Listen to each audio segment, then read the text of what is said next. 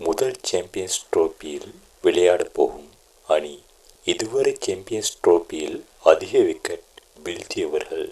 Champions டிரோபி 2025 பரிசுத் தொகை விவரம். முதல் பரிசு எவ்வளவு தெரியுமா?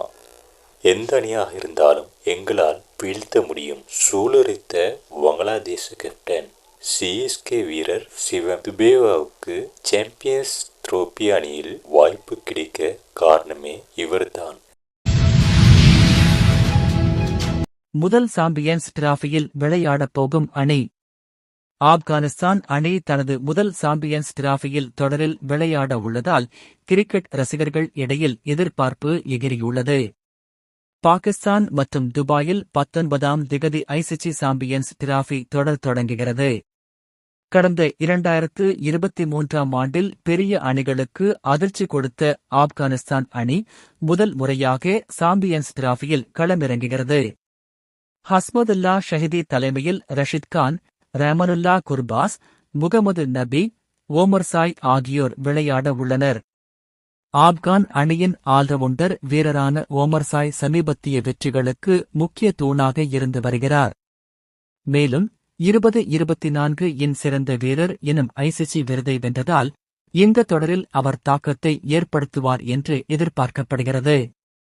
இந்த நிலையில் ஆப்கானின் மூத்த வீரர் முகமது நபிக்கு இது கடைசி தொடராக இருக்கும் என அணி தெரிவித்துள்ளது. இது தொடர்பாக ஆப்கான் அணி வெளியிட்ட பதிவில், நபி ஒரு உண்மையான ஜாம்பவான் மற்றும் ஆப்கானிஸ்தானில் விளையாட்டின் வளர்ச்சிக்கு குறிப்பிடத்தக்க பங்களிப்பை செய்துள்ளார். கடந்த நவம்பரில் நடந்த ஒருநாள் தொடரின் முதல் போட்டியில் வங்கதேசத்திற்கு எதிரான அவரது சிறந்த துடுப்பாட்ட செயல்திறனை மீண்டும் நினைவு கூறுகிறோம் என பதிவிட்டுள்ளது. 40 வயதாகும் முகமது நபி 170 போட்டிகளில் 3606 ஓட்டங்களுடன் 172 விக்கெட்டுகளை கைப்பற்றியுள்ளார். 131 T20 போட்டிகளில் 2237 ஓட்டங்களுடன் 97 விக்கெட்டுகளையும் வீழ்த்தியுள்ளார். அதேபோல் 26 வயதில் ஒருநாள் போட்டியில் 198 விக்கெட்டுகளையும் T20ல் 161 விக்கெட்டுகளையும் கைப்பற்றிய ரஷித் கான் இம்முறையும் மேஜிக் காட்டுவார் என்று ரசிகர்கள் எதிர்நோக்குகின்றனர். இதுவரை சாம்பியன்ஸ் டிராஃபியில் அதிக விக்கெட் வீழ்த்தியவர்கள். சாம்பியன்ஸ் டிராஃபியில் தொடங்க உள்ள நிலையில் இதுவரை அதிக விக்கெட்டுகள் வீழ்த்தியவர்கள் குறித்து பார்ப்போம். நியூசிலாந்தின் கைல் மில்ஸ் இந்த பட்டியலில் முதலிடம் பிடித்துள்ளார். 15 போட்டிகளில் விளையாடியுள்ள அவர் 28 விக்கெட்டுகளை கைப்பற்றியுள்ளார். இரண்டாவது இடத்தில் உள்ள இலங்கை வேகப்பந்து வீச்சாளர் லசித் மலிங்கா 25 விக்கெட்டுகளை 16 போட்டிகள் வீழ்த்தியுள்ளார். அடுத்த இடத்திலும் இலங்கை வீரர்தான் உள்ளார். அவர்தான் சுழற்பந்து ஜாம்பவான் முத்தையா முரளிதரன். 17 போட்டிகளில் விளையாடியுள்ள முரளிதரன் 24 விக்கெட்டுகளை எடுத்துள்ளார். அதிக விக்கெட்டுகள் வீழ்த்தியவர்கள்: Kyle Mills 28, Lasith Malinga 25, Muttiah Muralitharan 24, Brett Lee 22, Glenn McGrath 21, James Anderson 21, J Kallis 20, Mervyn Dillon 19, Chaminda Vaas 18, Daniel Vettori 18. Champions Trophy 2025 பரிசுத்தொகை விவரம். முதல் பரிசு எவ்வளவு தெரியுமா? ஐசிசி சாம்பியன்ஸ் டிராஃபி 2025 பரிசுத்தொகை குறித்த விவரங்கள் வெளியிடப்பட்டுள்ளது. பாகிஸ்தானில் ஐசிசி சாம்பியன்ஸ் டிராஃபி 2025 கிரிக்கெட் தொடர் தொடங்குகிறது. ஏ பிரிவில் இந்தியா, பாகிஸ்தான், நியூசிலாந்து, வங்காளதேசம் அணிகளும், பி பிரிவில் ஆஸ்திரேலியா, இங்கிலாந்து, தென் ஆப்பிரிக்கா, ஆப்கானிஸ்தான் அணிகளும் என பிரிக்கப்பட்டுள்ளன.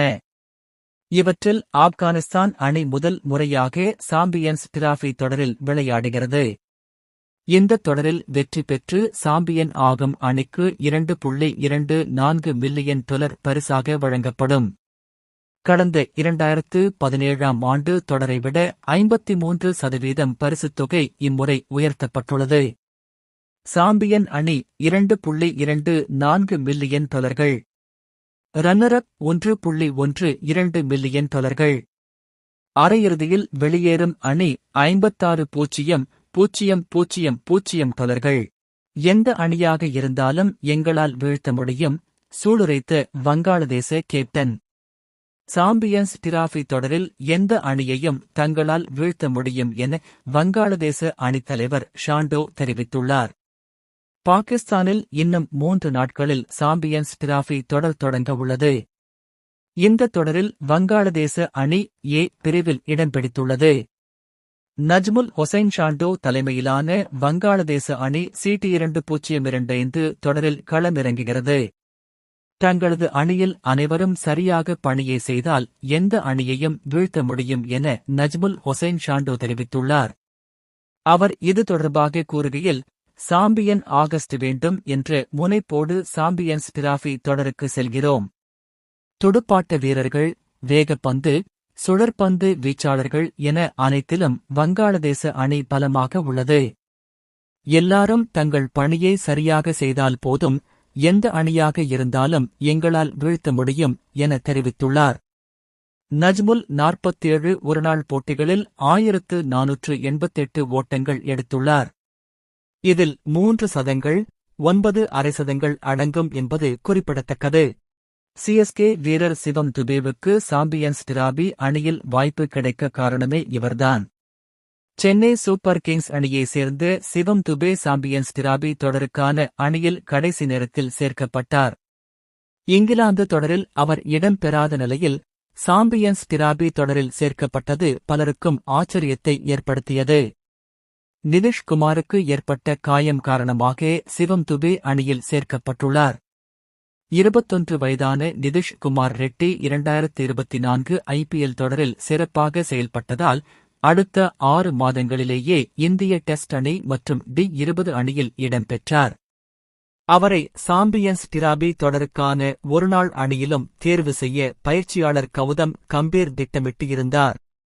ஆனால் D20 தொடரின் போது நிதிஷ் குமார் ரெட்டிக்கு காயம் ஏற்பட்டது. இதையடுத்து அவர் தற்போது தேசிய கிரிக்கெட் அகாடமியில் காயத்திலிருந்து மீண்டு வருவதற்கான முயற்சியில் இருக்கிறார். அதன் காரணமாகவே சிவம் துபேவுக்கு சாம்பியன்ஸ் டிராபி தொடரில் வாய்ப்பு அளிக்கப்பட்டு இருக்கிறது. நிதிஷ் குமார் ரெட்டி மற்றும் சிவம் துபே ஆகிய இருவருமே வேகப்பந்து வீசும் ஆற்றல் உடைய பேட்ஸ்மேன்கள் ஆவர். ஆனால் நிதிஷ் குமாரை விட சிவம் துபே அதிக சர்வதேச போட்டிகள் மற்றும் அதிக உள்ளூர் போட்டிகளில் ஆடிய அனுபவம் உள்ளவர். சிவம் துபே ரிசர்வ் வீரர் எனப்படும் பிரிவில்தான் தேர்வு செய்யப்பட்டு இருக்கிறார். எனவே அவர் துபாய்க்கு செல்ல மாட்டார் என்பதும் குறிப்பிடத்தக்கது. இந்த முறை ரிசர்வ் வீரர்களை இந்திய PCCI சாம்பியன்ஸ் டிராபி தொடர் நடக்கும் இடத்துக்கு அனுப்பவில்லை. இந்திய அணியில் இடம்பெற்றிருக்கும் வீரர்களில் யாருக்கேனும் காயம் ஏற்பட்டால் ரிசர்வ் வீரர்களில் இருந்து ஒருவர் தேர்வு செய்யப்படுவார். அந்த வகையில் மட்டுமே சிவம் துபேவுக்கு வாய்ப்பு கிடைக்க வழி உள்ளது.